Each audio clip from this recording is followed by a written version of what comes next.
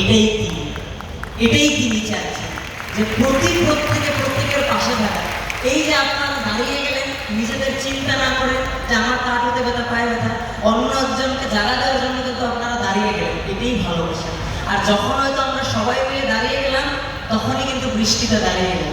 হয়তো ঠাকুর এটাই দেখতে চাইছিলেন যে আমাদের প্রেম ভালোবাসা কত বড়, যে রৌদ্রে বসে বসে এটা তো। আর দ্বিতীয় কথা, এই সৎসঙ্গটা যখন আয়োজন হচ্ছিল, আয়োজিত মণ্ডলী একটা শব্দ ব্যবহার করেছিল, এসি সৎসঙ্গ, এসি সৎসঙ্গ, এসি সৎসঙ্গ।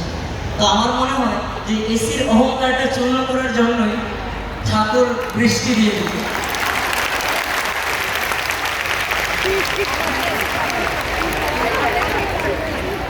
এটাই তিনি চাইছেন। ঠিক আছে না, আয়োজক মণ্ডলীরা কষ্ট করেছে, কিন্তু হয়তো কোনো মিসকমিউনিকেশন হয়েছে, হতেই পারে, কোনো অসুবিধা নেই। কালকে রাত্রে আমরা চিন্তা করেছিলাম যে মাঠের চারিদিকে যদি একটু মানে সিস্টেম করা হয়, ড্রেনেজ সিস্টেম, কিন্তু ফুটবল খেলার মাঠে আমরা অনুমতি পাইনি, কোনো অসুবিধা নেই।